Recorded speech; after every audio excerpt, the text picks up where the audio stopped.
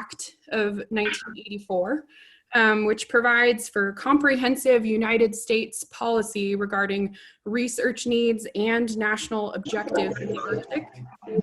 IARPC was established then in 2010 as an interagency working group of the National Science and Technology Council, which is actually the principal means within the executive branch of the United States government to coordinate science and technology policy across the diverse federal research and development enterprise.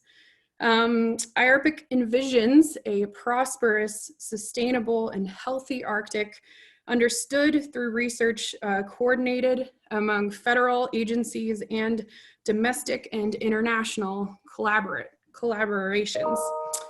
So IARPC created IARPC collaborations, which we're all a part of here today, to connect federal government and non-federal government researchers and other stakeholders, including internationally. The idea is to encourage collaboration across these groups to tackle hard problems that are laid out in the Arctic Research Plan, which I will describe momentarily. IARPC collaborations also realizes interagency communication, coordination, and again, collaboration that advances Arctic science. So IARPC collaborations coordinates approximately monthly online webinars that advance our team research priorities.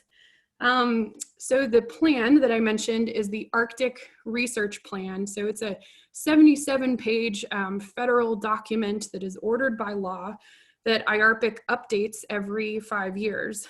So IARPC is currently developing the next research plan for 2022 to 2026. So the Glaciers and Sea Level Collaboration Team is currently evaluating how the plan identifies and addresses research needs that are relevant to Arctic land ice and sea level.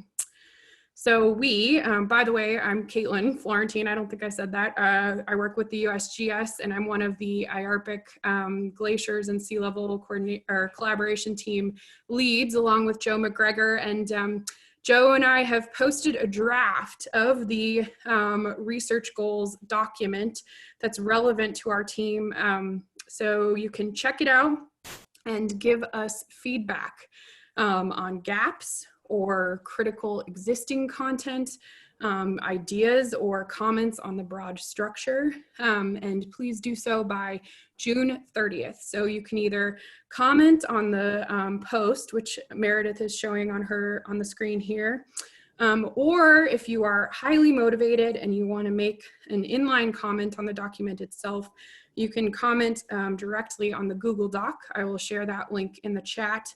Or you can email me or Joe, and again, please do so by June 30th. All right, so that's a bit of a housekeeping, but that brings us to the research topic of today's webinar, surface mass balance processes and perspectives, as well as the researchers who will be presenting. So Twyla Moon currently works with the National Snow and Ice Data Center, and she will present a slide deck that's based on content from her 2018 paper, Rising Oceans Guaranteed, Arctic Land Ice Loss and Sea Level Rise. Then Michael Zemp of the University of Zurich and Director of the World Glacier Monitoring Service will present on global glacier mass changes and their contributions to sea level rise from 1966 to 2016. So please hold your questions until the end. There will be time to interact and discuss with both of these world experts. So with that, we'll hand it off to Dr. Moon to take it away. Hi, thanks so much, Caitlin, and great to see everyone who's here. Let me get started with my screen share here.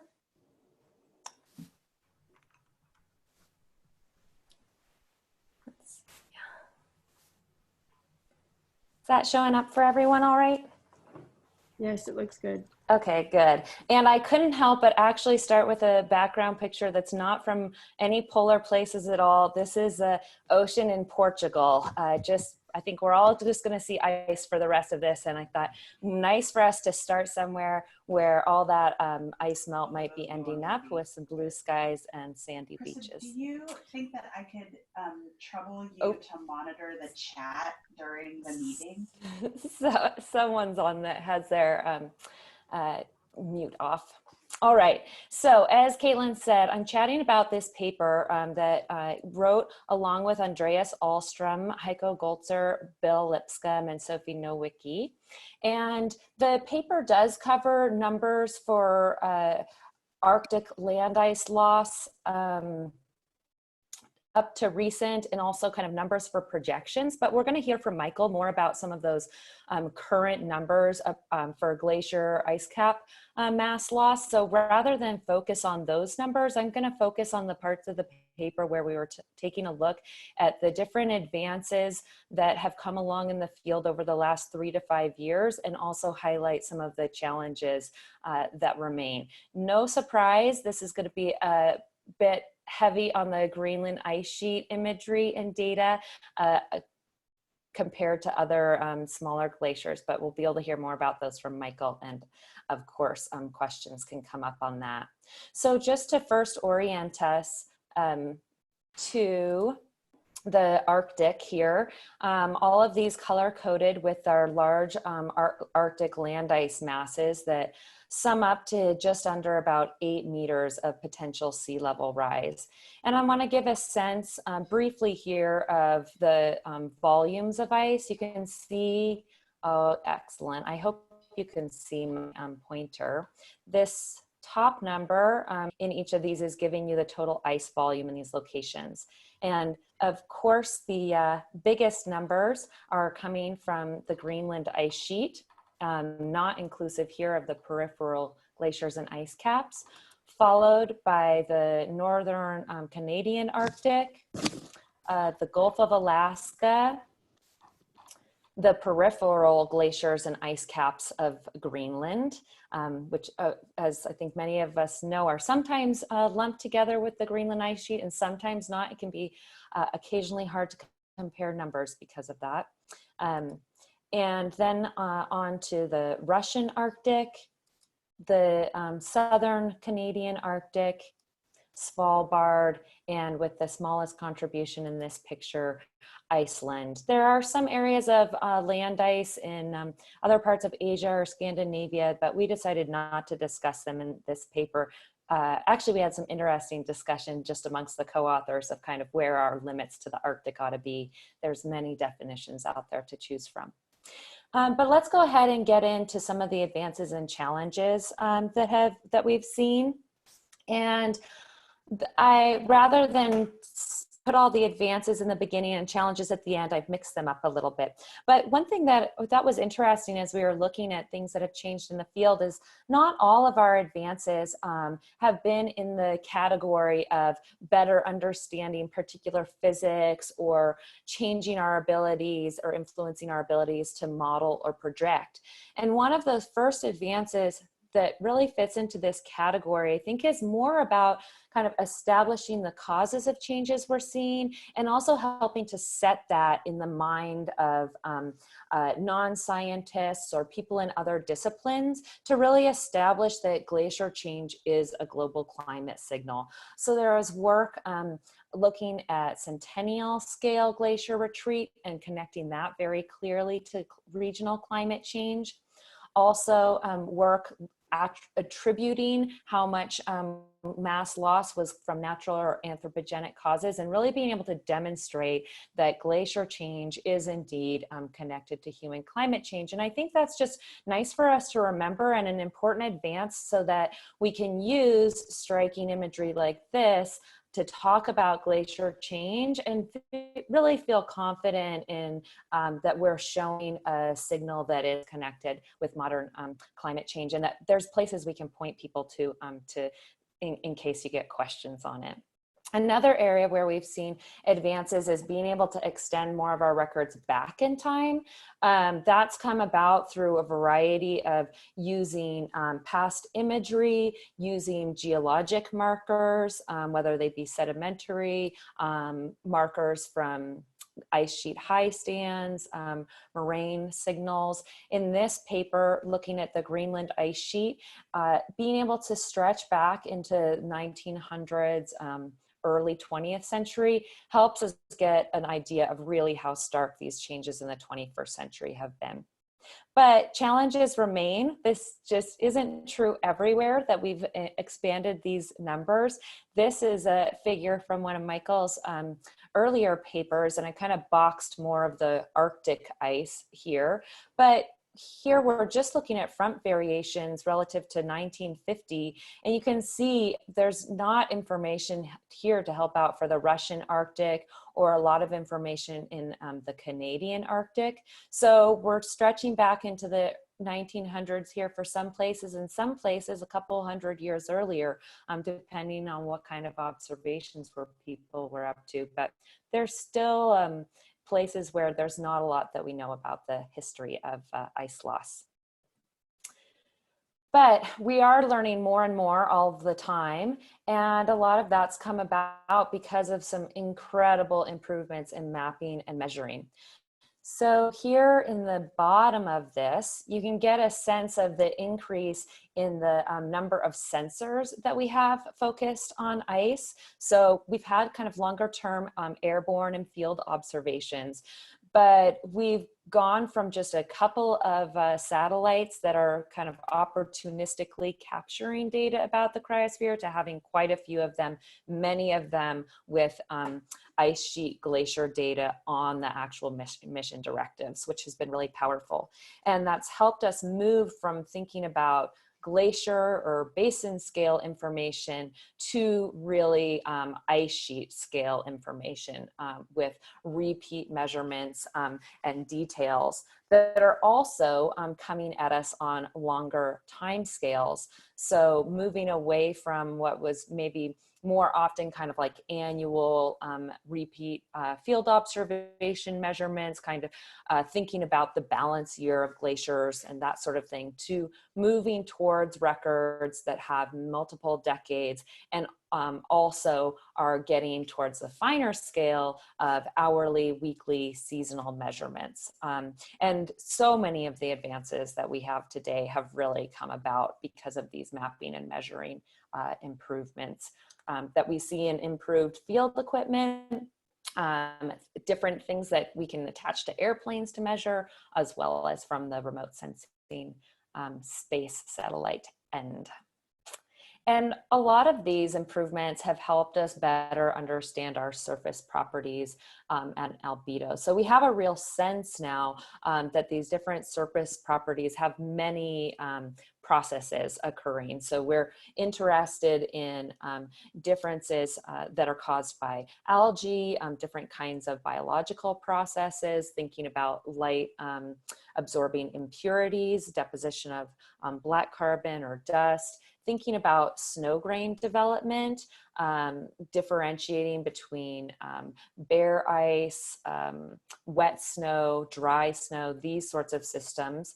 And we're able to get measurements that now can give us this information about the whole ice sheet. And we can see how, for example, this very low albedo in 2012 was connected with that previous record ice loss year, 2019 now being the current record year for ice loss. And along with understanding those surface properties, also understanding some of these different firn properties and processes. So that came from all the way from earlier work that is establishing the year-round presence of meltwater, particularly in high accumulation areas like in the southeast here. But also this work that I'm showing from Mike McFerrin that is not paying attention to kind of this coastal area where we get bare ice or this interior with dry snow, but rather this kind of peripheral zone where we get percolation of meltwater into the firn, and understanding whether there's opportunities for ice sheet meltwater to refreeze, to percolate into open pore space. And I think probably a decade or so ago, there was kind of some hope that maybe the ice sheet has some buffering properties in that way, but subsequent research like this, but also others, has really shown us that probably that buffering capacity doesn't exist, and we've already tipped over hopes of kind of being able to take up substantially more meltwater in the surface areas of the Greenland ice sheet. But there are challenges as far as still understanding these different mass balance controls. So we're understanding the processes at play, but thinking about, you know, what are these areas going to look like as climate changes? How important is temperature, sunlight, atmospheric properties, these kinds of things for controlling our surface mass balance as we look into the future. As we move off of kind of the interior ice and out towards the edge, there have been some very significant advances in ice-ocean interactions.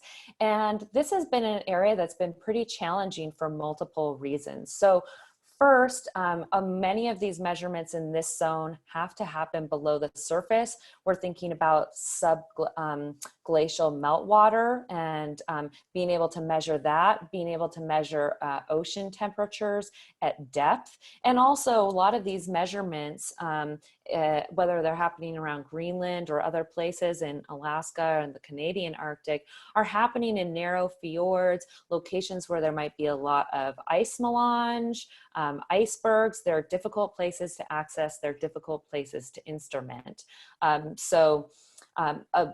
But we're getting to the point where we're starting to understand more of the processes at play and starting to be able to see how strongly the ocean interacts and influences the changes of land ice, particularly in thinking about advance and retreat rates for these different marine connected glaciers.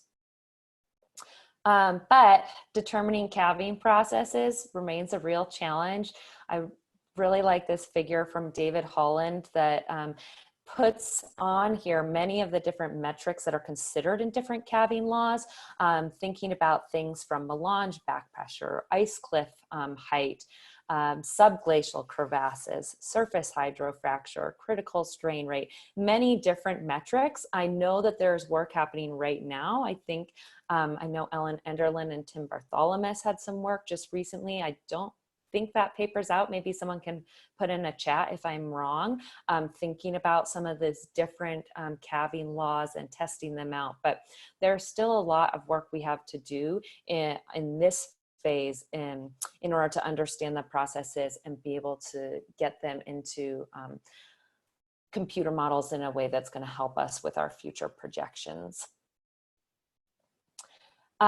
Some places where we have made some other significant progress that is helping with projections is subglacial topography and nearshore bathymetry. So this most recent subglacial topographic map of Greenland includes a new technique for interpolating bathymetry in the near ice fjord areas. And there's been quite a bit of work over the last 10 to 20 years demonstrating how important very small scale sub ice sheet or bathymetric features are for determining how quickly we're seeing glacier retreat and in what locations that occurs. So this has been really important work that is ongoing. I mean, there's improvements to be made in the topographic map. There are also improvements to be made in thinking about other subglacial properties and ice thickness. This is a figure from this paper by Joe that's showing you how many of these different ice sheet models agree on whether In red, the base of the ice sheet is thawed and you would have liquid water, or in blue, the base of the ice sheet is frozen to the bed. And you can see there's plenty of locations here in this mid zone where there's a lot of disagreement about whether a bed in that location is frozen or thawed. And we have probably a lot to understand and learn about the heterogeneity of that at different scales underneath the ice sheet and how that influences change. Oops, sorry here.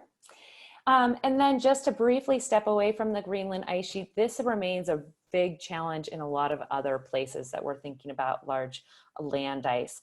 This is a figure from work in Svalbard, and you can see all of these lines here are radar survey lines, of course, used to look at subglacial topography and determine ice thickness.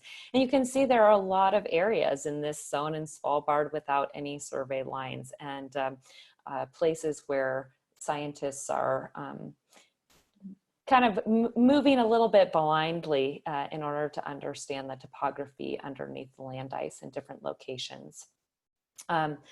And this can be a challenge too, as we think about just the capacity, kind of human capacity for putting in the field time for many of these kinds of measurements. But we are making some great advances on model projections and being able to understand what is going to come from the future. And I think this is being able to helping us tell folks really important information, like, for example, here that the Barents ice cap is expected to disappear in the next 1,000 years, even under our current climate conditions. So we are doing better at telling people perhaps what to expect out of the future. But there's a challenge related to this that is somewhat out of our hands, and that's understanding being able to grapple with the large uncertainties in the environmental forcing part of this, which is not at all the uncertainties in what the ice is going to do, but rather the uncertainties about different atmospheric and climate changes. So this plot here is from work that Andy Ashwanden and others did looking at the Greenland ice sheet changes into the future. And you can see here, particularly with high emissions, we get really large numbers of runoff coming in here, especially compared to that solid ice discharge. But as we look into the future, this quote that they're mentioning here, that uncertainty in ice dynamics is a smaller and smaller fraction of the variance, and our uncertainty in climate forcing, particularly with the temperature projections, is an increasingly large fraction. So not knowing what people are going to do and not knowing some of the things about how atmospheric and other kind of atmospheric dynamics processes are going to change. For example, thinking about the North Atlantic Oscillation or other things like that that influence Arctic land ice is a big question mark. And then the last advance I want to mention, I think, is starting to help us do more to connect with the people on the ground and people who are not in these polar places. And that is our improving abilities to connect regional sea level rise to the locations of ice loss. And what these images are showing you is how much sea level rise in these different cities is connected to changes in surface elevation and ice loss from these ice sheets. So you can see that Honolulu is more sensitive to Greenland ice loss than New York, while New York cares more about what's happening in Northeast Greenland than Southwest Greenland, and kind of some more enhanced differences in their sensitivity to Antarctica too. But I think these kinds of being able to talk about these numbers help us connect people to what's happening in their backyard, what we're seeing here in lower or mid latitudes, to the changes happening at the poles. What this looks like, just briefly, for future ice loss, much of it coming from the Greenland and peripheral glaciers and ice caps, and then the rest of the ice in the Arctic kind of adding up to a roughly similar amount. Here, this is under 2100 under RCP 8.5.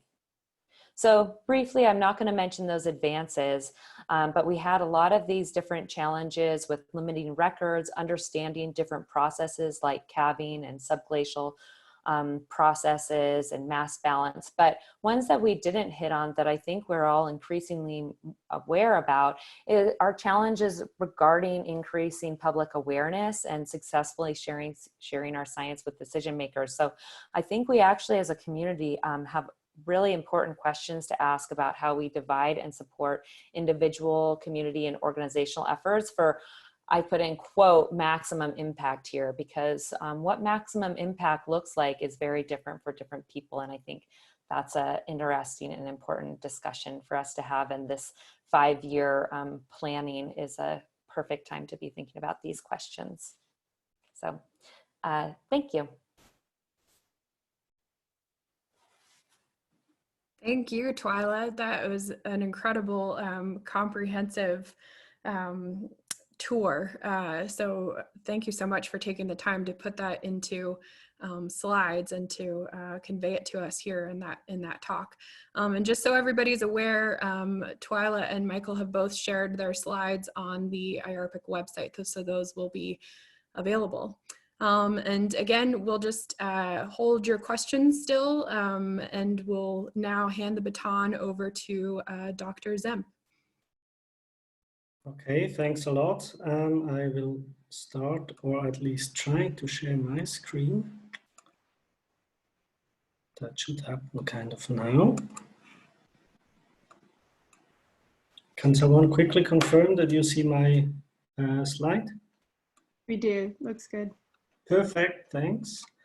So thanks a lot to Twyla for giving this great overview and for giving us the big picture of what's happening to the glaciers and the ice sheets in the Arctic. In my talk, I will zoom out from the Arctic to global, and at the same time I try to zoom in from the ice sheets to the small glaciers. So we're going to talk about the mass change and sea level contributions from the glaciers distinct from the Greenland and Antarctic ice sheet. Well, just to give you some impressions on what we talk about. So we're not talking about the big pancakes, the ice sheets, but rather the small cornflakes or sugar crystals that are the glaciers. Inside this family, we still have a lot of our variability, from large ice fields to valley glaciers, to smaller mountain glaciers, or very simple, very small ice aprons at the summits of the glacier. We're not talking about 2 ice sheets, but we're talking about more than 200,000 individual glaciers, together covering roughly about 700,000 square kilometers, about 158,000 cube kilometers of ice. And if you would melt it all away, it would rise sea level by about 30 to 50 centimeters.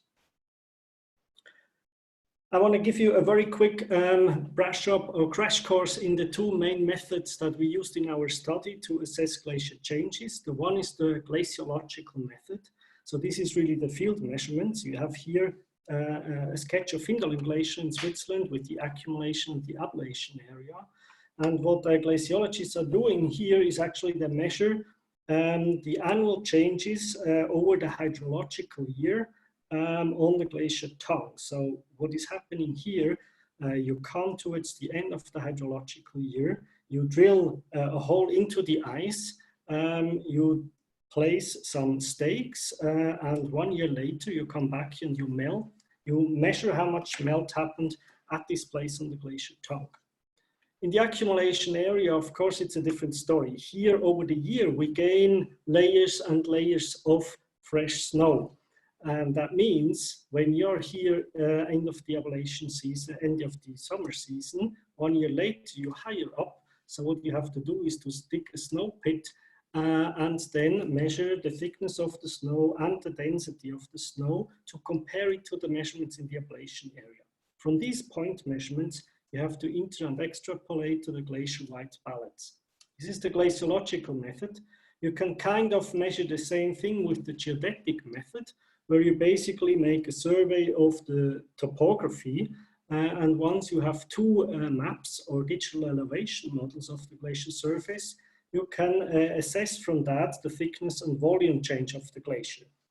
As shown here in the example of the tongue of Findalen Glacier, glacier flows in from the right. To the left, you see the lateral moraines at the top and bottom, and you see the shaded terrain of this glacier tongue with some crevices. This is October 2005, October 2009, and September 2010. So when I go back, you will see that actually the glacier retreats its front in horizontal direction, but it does also shrink in vertical dimension. And at the top middle section, you even see a small landslide going through the little ice moraine. So we have two methods that kind of basically measure almost the same thing. And for our paper, to set it in context, I want to go back to the time of IPCC 5th assessment report and give you a quick overview of what was available there. At that time, we had to estimate what glaciers are doing, basically from a sample of 500 glaciers, mainly glaciological measurements. Well, more than 200,000 glaciers and only 500 with measurements, that's a bit of a problem.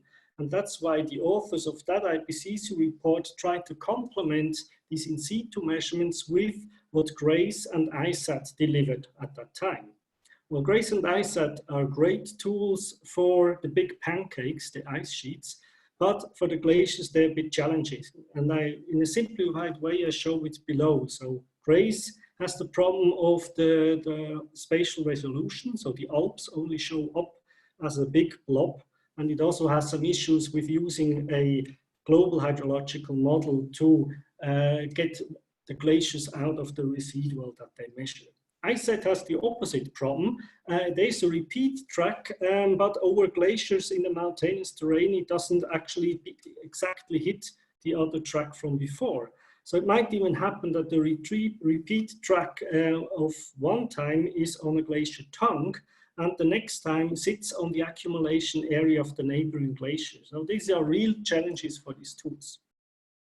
Now, since then, we made quite some progress. We consolidated the in situ measurements. There were more geodetic measurements done from terrestrial, but also airborne surveys. But was really the change, the game changer was the various satellites that provide us with relatively with DMs with relatively good resolution and relatively good quality, good enough to do a geodetic method potentially for thousands, 10,000s of the glaciers worldwide.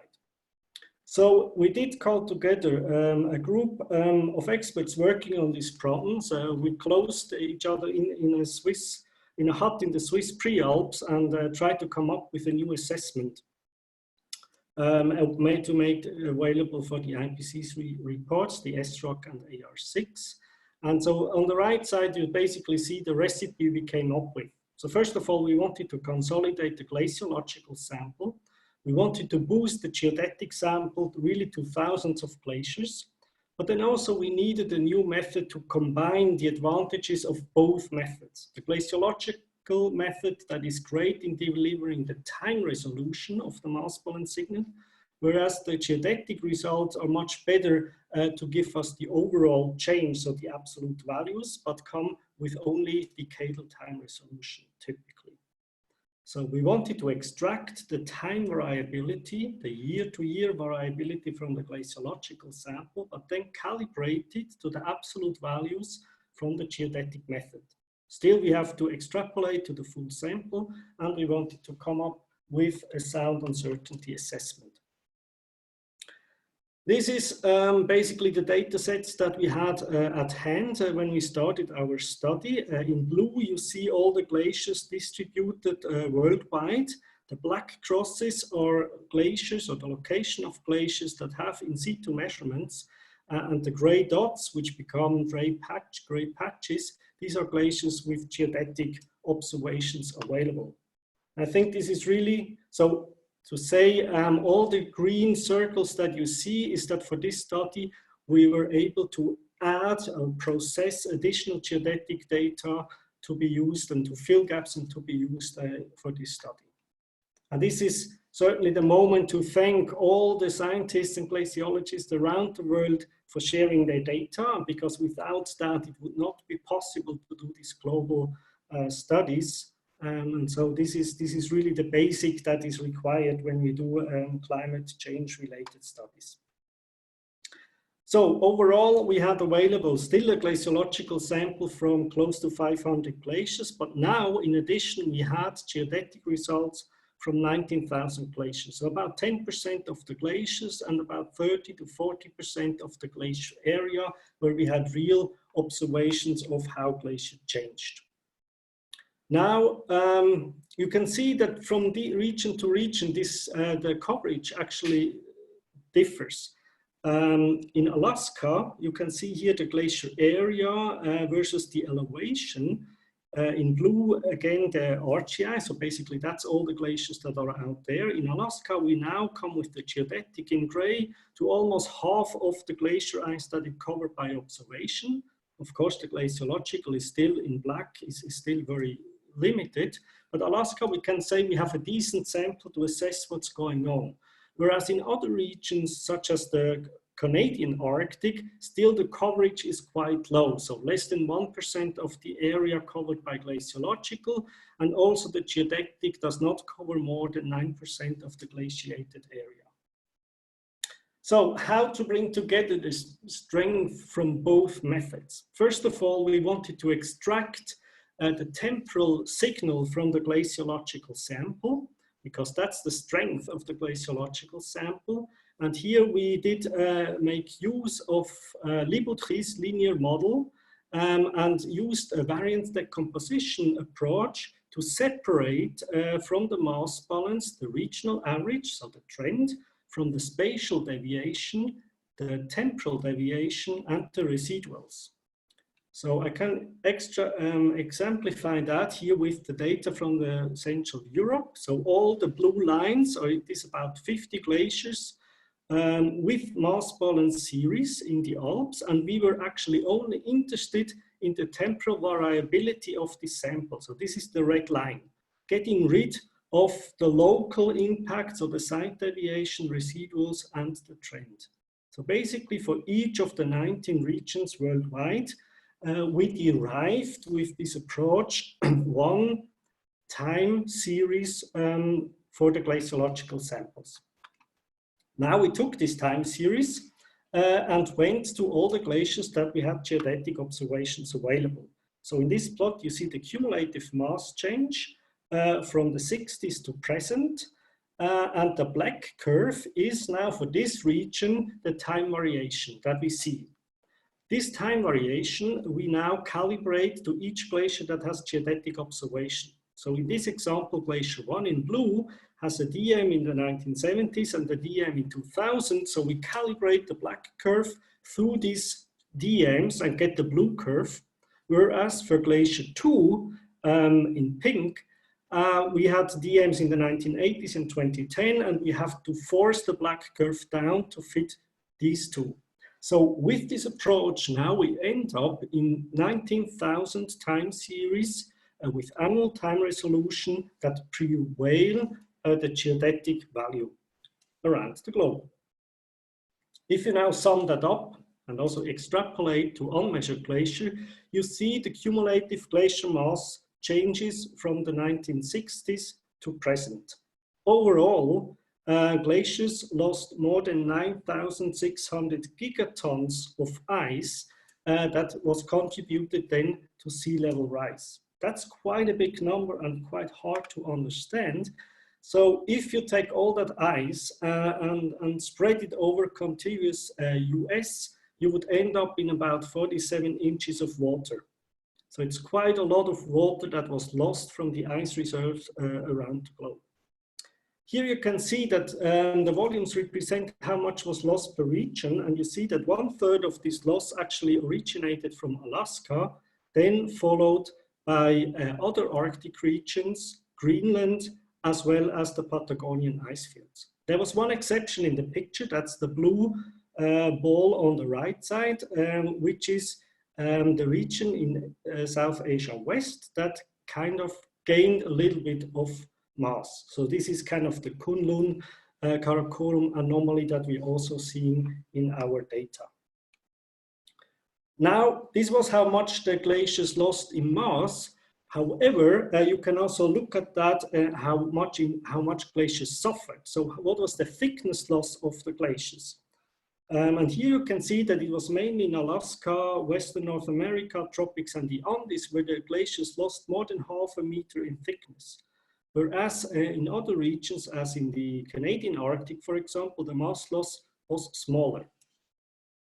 If you plot all these regions as time series, then you see on the left side the cumulative specific mass change. So this is the thickness loss for each region on average. You can see that the leading region, so where glaciers suffered most, is the Southern Andes, where the cumulative thickness loss was about 40 meters, followed by Alaska with about minus 33 meters. If you multiply the spaghettis on the left with the glacier area of that region, you get the sea level equivalent on the right side. And here we see, because of the much larger glaciated area in Alaska, Alaska is now the leading. So with losing more than 3,000 gigatons, Southern Andes becomes second. If you add up all these curves to one global curve, you see here now the annual mass change rate from the 60s to present. You see that already over the 60s, 70s, and 80s, the glaciers globally did lose mass, contributed to sea level rise, but then from the 1990s, it really accelerated. And over the past 5 years, we were actually approaching 1 millimeter sea level equivalent. This is almost 360 gigatons per year and corresponds about 3 times the remaining ice volume of the European Alps that is lost to the sea year by year. How does that fit now back into the bigger picture? So over 2004 to 15, the observed sea level rise was about 3.5 millimeter per year. Thermal expansion, so the warming of the ocean, still is the biggest contributor, about a bit more than a third, but then followed by the glacier that contribute about a quarter to sea level rise. Greenland then follows next, the ice sheet, about the same amount as the glaciers, and the Antarctic ice sheet is then clearly less as a contributor. So with that, I come to my take-home messages. Currently, glaciers are contributing to sea level rise about 1 millimeter per year. And this corresponds to about three times the remaining ice volume of the European Alps. And it makes about 25% of the observed sea level rise. And in the whole story, there's actually 2 bad messages. Bad message number 1, in glaciers where we don't have a lot of ice thickness left, on the current ice change rates, we are most probably going to lose the glaciers over this century. An example I'm showing here is Teres from Italy, one of the longest time series in the European Alps, that is a glacier that is just about to dissolve. So in many regions, we are about to lose the glaciers in this century. However, this does not mean that glaciers do not contribute anymore to sea level rise. And this is the other bad message. Even beyond the 21st centuries, the regions where there's still a lot of ice, such as in the Canadian Arctic, they will only kick in during the next decades and will contribute further beyond the 21st century. And with that, I thank you a lot for your attention, and I remain available for questions.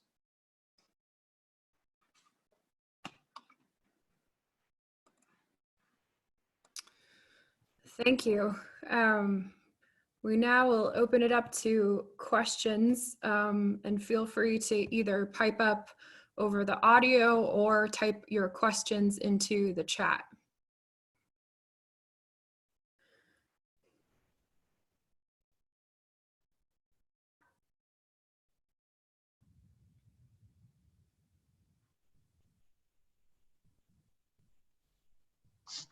So Michael, this is Jack Gibb. I was just wondering at the end, the loss of many glaciers, are those almost entirely mid and lower latitudes, like both Canada and Alaska and Russia? Those glaciers also in danger of disappearing, or are they big enough to last for a couple more centuries?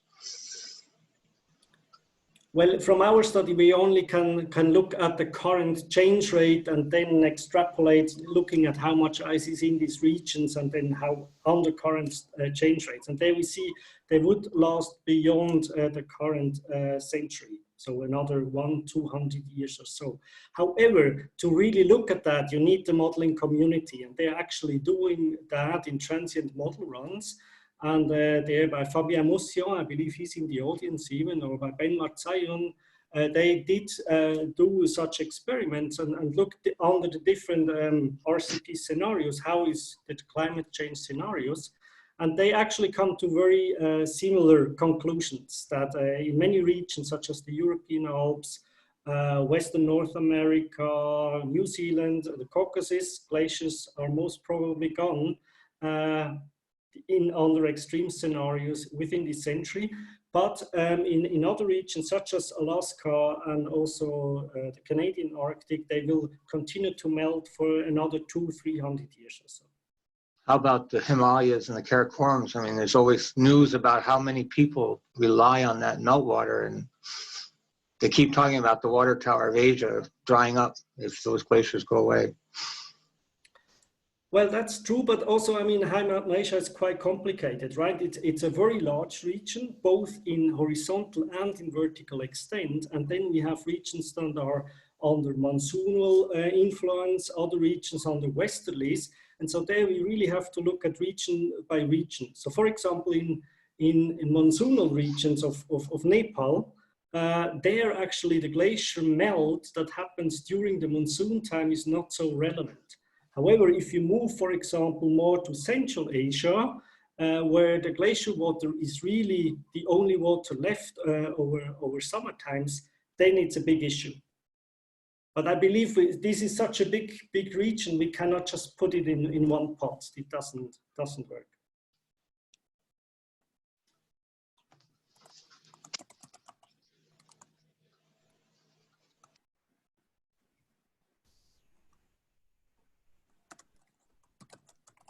Any other questions?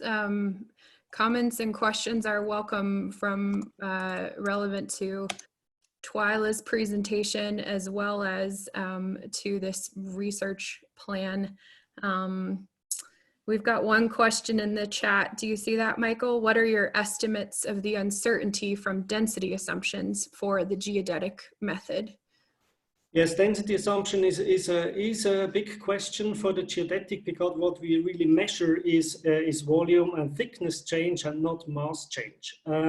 As long as you stay over long time periods, so let's say 10, 20 years apart, there's good hope that we actually see the climate signal and there's not too much influence from a meteorological, a lot of snow that has not yet done densification or stuff.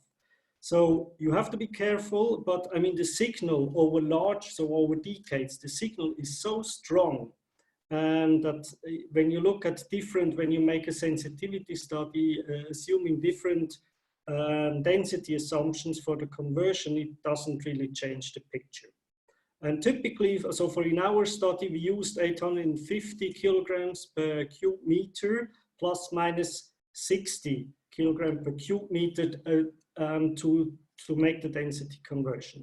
It's also not so much about the exact value that we use for the density conversion, but I think it's important to add to that an error bar.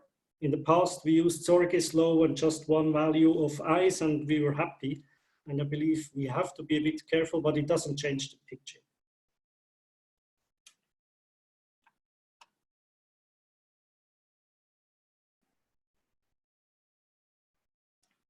I'm wondering, Michael, whether you found that you have yourself or kind of other people who working on the problem. I'm thinking about probably all those people getting together in the Swiss hut. How much you're hearing from people who are needing to make decisions about water resources and water availability? I know on the sea level rise side, we often kind of run into difficulties with people needing very specific local information for it to be useful for decision making and planners. And that can be a real challenge. Sometimes creating that kind of information is not necessarily highly rewarded by the scientific enterprise, depending on what people are working on. I'm wondering what you've been hearing or experiencing with people interested in these smaller glaciated area changes. Thanks, Twyla. That's a good one. If you want to go to Nature or Science, you must write about sea level rise or maybe the Karakoram anomaly. But in fact, really, glaciers are a problem on 3 different scales. So one is sea level rise, yes, that is one. But the other one is hydrology, and that happens at the regional level. And the third one are the hazards, and they happen at the local level. They are relevant. They are actually where the people are living. But I mean, it's also there. There's quite a lot of research going on, and then for the runoff. It's the paper by Huss and Hock that just looked at that at the global level, but are delivering a lot of regional results and calculating it glacier by glacier. So there's a lot of research going on there. And I believe I can talk from Central Asia and in Europe where I'm involved in projects. The agencies are really aware of that. I mean, even in Europe, a lot of the mass balance programs are actually sponsored by hydropower companies. They're not so interested in the topic when it goes to year mass balance measurements, because the current price for electricity is really driving their daily business. But if it comes to the licensing of the hydropower dams, which then goes over 40 to 80 years, then they're suddenly and strongly interested in the research and what is going to happen to the glaciers and the runoff over the next decades.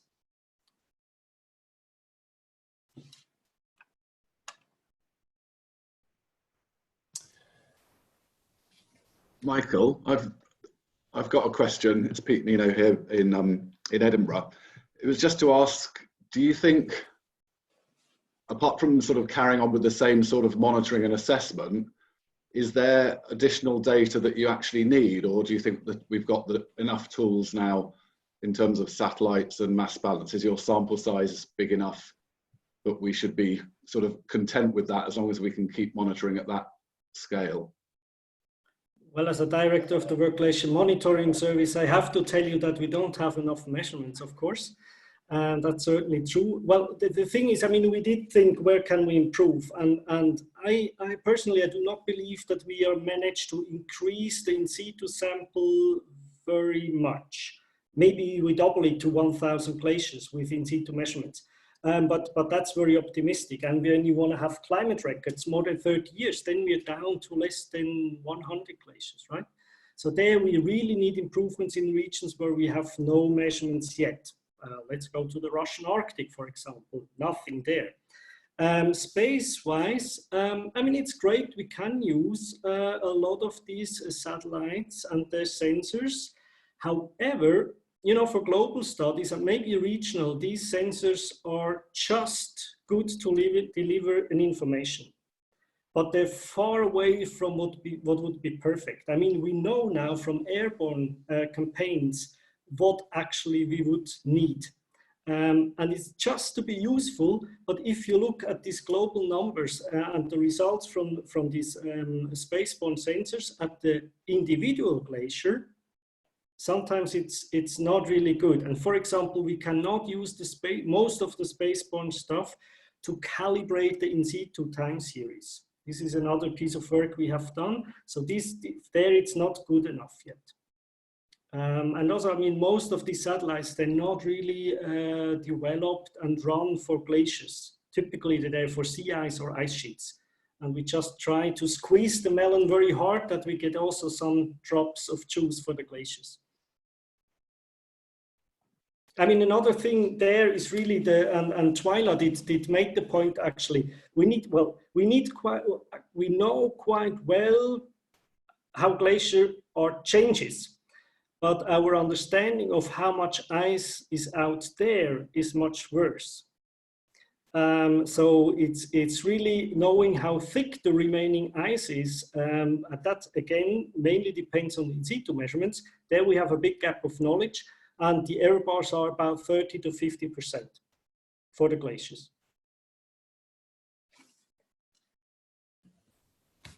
I have a question sort of on that note. I was wondering, how do gaps in the accumulation zone or at higher elevations and some of the more topographically complex regions, how that might affect regional versus global estimates of mass change, particularly in regions where the geodetic and glaciological measures or observations don't agree very well? Thanks, Forrest. This is a typical problem, the data voids. We know that already since a long time, because typically the aerial photographs, they had a big problem of oversaturation in the accumulation area. It was all plain white. Now actually with the new high resolution optical sensors, like when you look at a world view DM or so, there when the resolution gets very, very good, suddenly you start to see things in this white. So actually there things improved. There was recently a very nice study by Bob McNabb where he artificially introduced data voids in the accumulation area just over glacier in a test case in Alaska, and then looked at different ways of filling these gaps. And there's no best method, I can already tell you, but there's several methods, and depending on the region you work in, and if you're working rather with a top flat ice cap or a top steep valley glacier, the one or the other method works best. But you really have to be careful about the voids and how to fill them. I fully agree.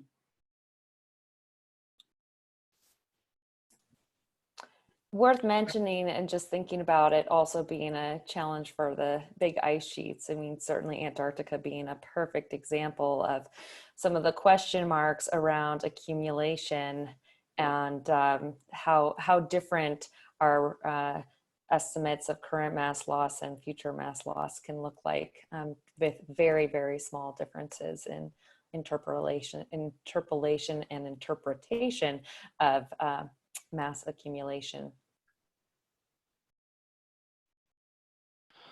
I wonder how compatible are GRACE time series derived from different regions and, say, geodetic time series, and if there are some idea how to merge these two big approaches. Thanks, Andre. Yeah, I really believe there's no best method. Every method has its strengths and weaknesses. And really, I mean, we have, like, let's take the Russian Arctic, for example. No in situ measurements. The geodetic, we do have some, but it's far from perfect. So maybe GRACE does a better job, or ISET might be doing a decent job over Novaya Zemlya. So I believe you really have to look region by region and then check the different results from the different methods and get out the best of each method. And of course, modeling is another domain that can help. And there the big question then is, where do we have to separate observations from modeling? And that depends mainly what we want to do. So I strongly believe there is a lot of information we can get from GRACE, but it depends on the region. So for the European Alps, I would not bet on GRACE, for example. Hi, Michael. Bruce Vaughn here.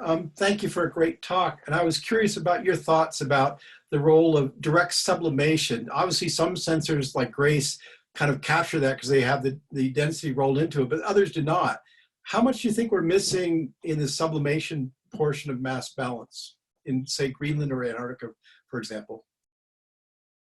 Well, for the ice sheets, maybe Twyla rather should answer that. It's big areas. For the glaciers, I can tell you sublimation mainly plays a role for the tropical glaciers. And these are small glaciers, but overall in the volume change, we should see the result of it. I mean, we have other issues with tidewater glaciers, where we have separated the part below the sea that is getting away and the part that is, we see the change on top of it. Sublimation plays a role, mainly in tropical glaciers. Overall, for the ice sheets, I cannot really say much right now. Yeah, I don't have a lot to add on that. And I wonder, Joe, do you hear much about that kind of I just Brooke Medley and some of the work that's come along with that comes to mind for thinking about some of the details of the different accumulation ablation processes. Do you know much kind of in this zone? Not myself. I do know that I have colleagues at NASA who study that sort of problem and try to make use of some of the satellites that we're maybe less familiar with, like AIRS or CloudSat, to try to constrain elements of that balance. That I don't know enough about that, unfortunately. Sorry, Bruce.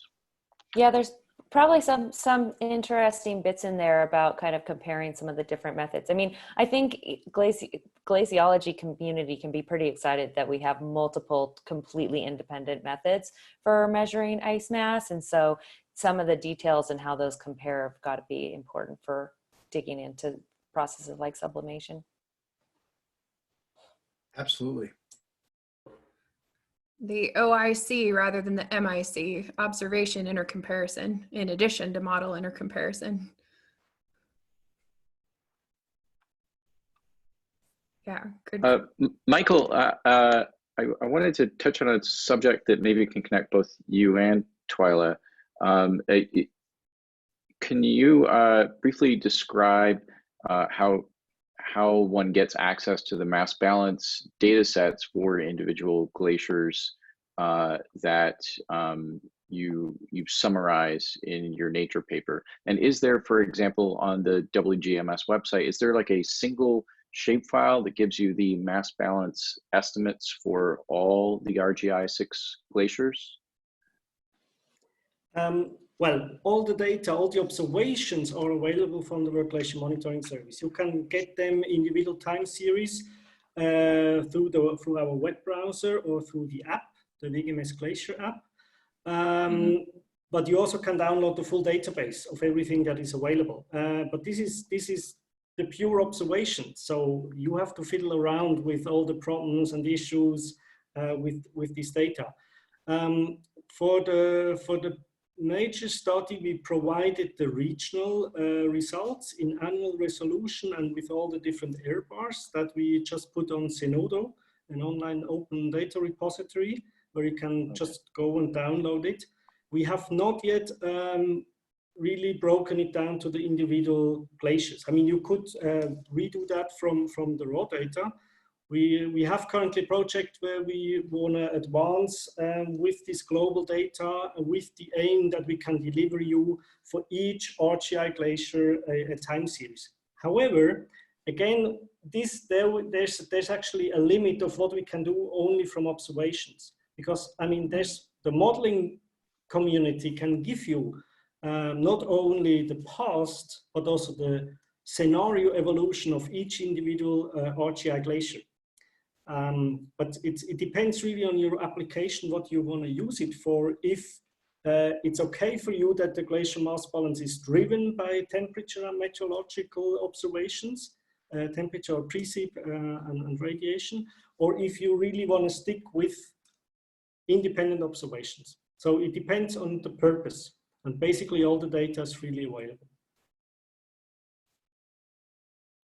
Okay, thank you. That helps. I wanted it sort of shifted over to Twyla too, to give her an opportunity to talk about something related to what she presented, a little more narrowly focused, although not terribly much.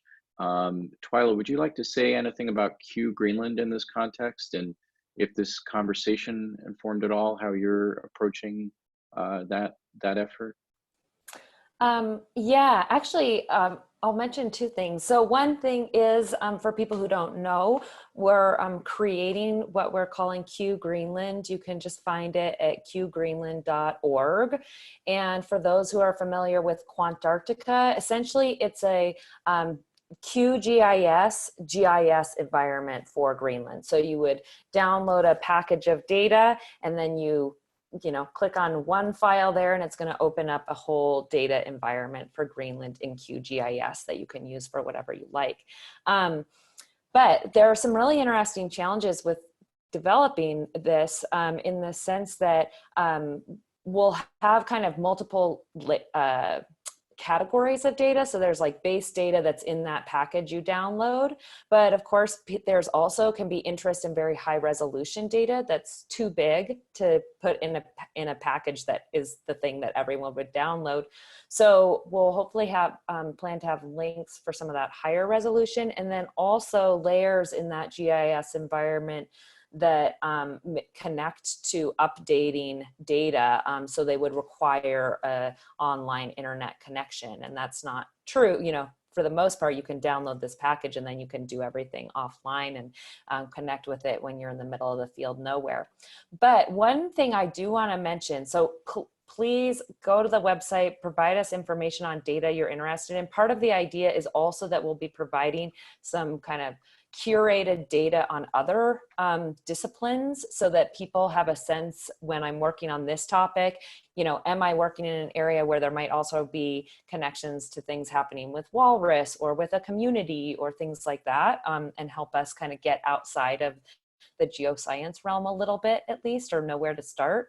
But one thing that I wasn't expecting at all when we wrote this proposal is the framework functionality for building this package is different than Quantarctica, and it's being developed at NSIDC in like a totally reproducible open source way. So we have a GitHub site, and actually I'm reasonably sure that as we move through this, we're actually going to be able to, if people were, you know, more advanced and wanting to dig into that code, people have the ability to create their entirely independent packages. So in some ways, we'll be creating the thing, you know, for people to come and get a Greenland GIS package, but there's actually going to be the open code and workflows for people to be able to create bespoke or custom packages too, which I hadn't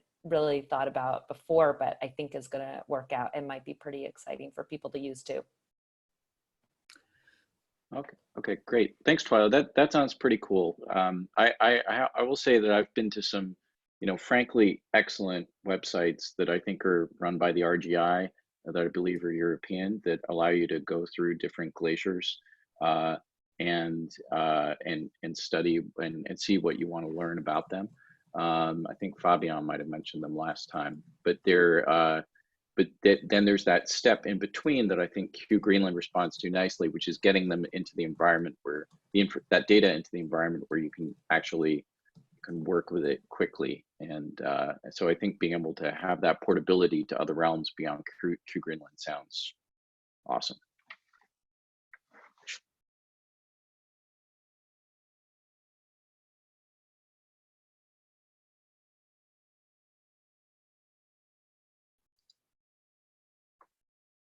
All right. Caitlin? Yeah, go ahead, Joe. Yeah, if there aren't any more questions, maybe we can return to the 5-year plan real quick for people. Yes. So thank you all for your time and the discussion and conversation. There's a bit more information in the chat related to data particulars, so you can check that out. And actually earlier I pasted the link for the Google document for the research plan, and there I just plopped it in there again. So if you want to take a look, I know I jotted down a couple of things that I think could be added just from what I learned in the last hour. And again, we're going to be, Joe and I will be working on compiling this and passing it on to the folks who are on the steering committee for the Arctic Research Plan. And Joe and I will work on the final compilation in July. So if you all could get your comments to us by June 30th, that would be great. And please feel encouraged, no matter what career stage, affiliation, etc. This is really an opportunity to represent our field and to do right by all of the physical processes that are happening, and to identify research gaps where resources should be directed. So thank you all in advance for your time on that. Thanks for your time and showing up here today. And a special thanks again to Dr. Zemp and Dr. Moon for really awesome presentations. And these will be posted on the website. Thanks again too to Meredith to making this actually happen. And next month, we have an exciting topic. The nominal title is Which Glacier to Blame? Sea Level Fingerprinting. So as Twyla mentioned, connecting regional sea level rise to local ice loss. That sort of will be the topic of the upcoming webinar. So stay tuned. And Joe, do you have any other concluding comments? Real quick, for the IARPC 5-year plan, also due on June 30th is the NASA Cryospheric Sciences call. And I've got this up right here. And at the very bottom of the first page, the IARPC 5-year plan is one of the plans that they mentioned that you can refer to for as part of the sort of broader national research plans as motivation for your individual work. So you can help us contribute to one of those documents that helps inform what we prioritize going forward. Yes. Thanks, Joe. All right. Well, if that here, I need to put a quick link into the chat for where the talks will be available. It's on the event page. So the same site that you clicked on. And also really quick personal shout out to Bruce Vaughn. I don't know if you remember, but I worked at Instar as a teenager, and it's really cool to see you here in this capacity so many years later. So thanks all, stay well and take care. We'll see you next time.